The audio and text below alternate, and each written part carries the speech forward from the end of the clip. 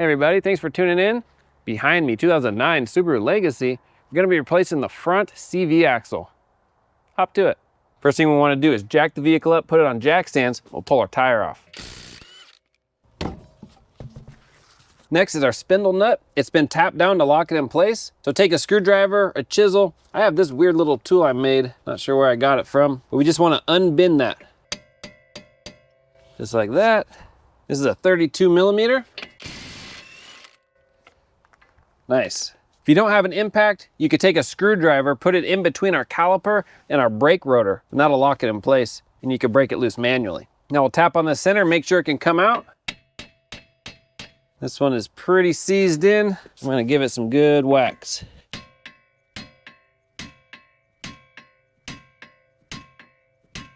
Whew.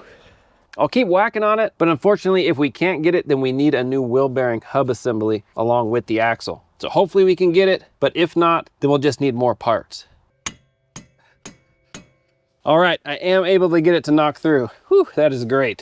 So let's move on to the next step. Next, we want to take our lower strut bolts off. This top one is called a cam bolt, so that allows you to adjust your camber in or out. So we're gonna mark it in two places, just on the bolt and on the strut, and then on the bolt and on the strut. We'll try to line that back up when we put it back together. The bottom bolt doesn't matter. 19 millimeter. Ratchet stuck. There we go. Tap that bottom one out. Now we want to undo our brake hose bolt here and our wheel speed sensor over here. Both 12 millimeter. Take that out like that.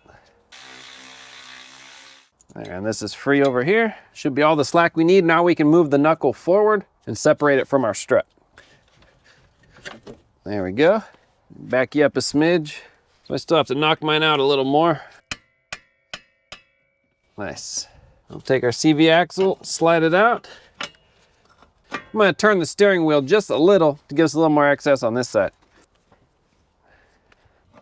There we go. Now let's go under the vehicle and separate it from the transmission.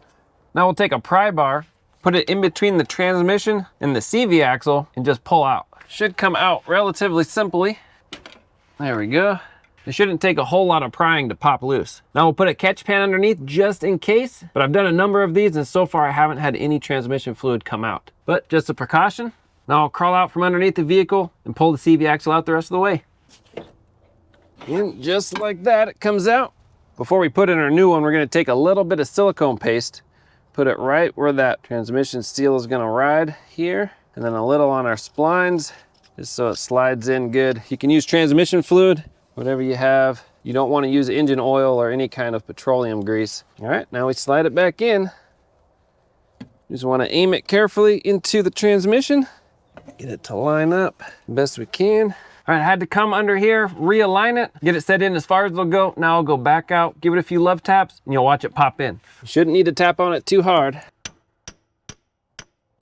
There we go. Now we're set in all the way. Before putting this back in our wheel bearing, we're gonna use a little anti-seize on our splines. Now just on the splines, not on our nut threads. And we'll fish this through.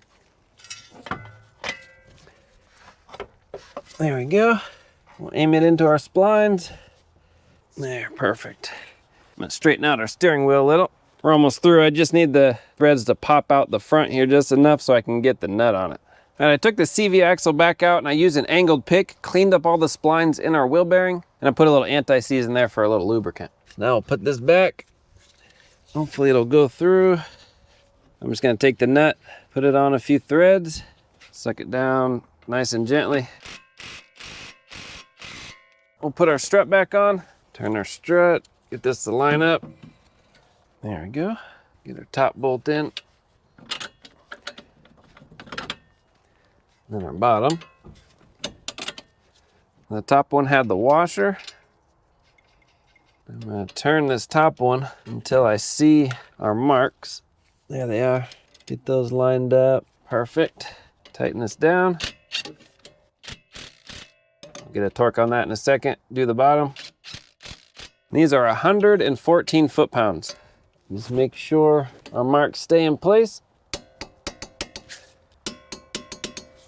Throw on our brake hose, little speed sensor wire, These are just good and snug. All right, last is our center nut. Our center nut is 162 foot-pounds. I'll take my flat screwdriver, put it in the caliper and the rotor fin. That'll hold it in place while I torque this down. After it's torqued, I'll just punch this in that little notch. And that locks it in place so it won't back out on us. And that is that. We're done. We'll throw our tire on, take it for a good test drive. All right, there you go. That's how you replace a CV axle on a Subaru Legacy. All in all, not too bad. Now I did have a hang up on this side, the CV axle not wanting to come out of the wheel hub. Sometimes that happens. I did the other side first and it came out smooth as butter. So just all depends. Now if yours is stuck, I ended up getting mine out. But if you can't get yours out, then you have to remove the wheel bearing and wheel hub as well and get a new one and replace that. If yours was stuck like mine, also to get the new one in, what I had to do is just take a little scraper, add an angled pick that I use, and just scrape off any of the crusties that were left behind from the old CV axle. Other than that, went in nice and easy. Thanks for watching. I have a link in the description for all the parts and tools used. If you have any questions, comment, post down below. See you on the next one.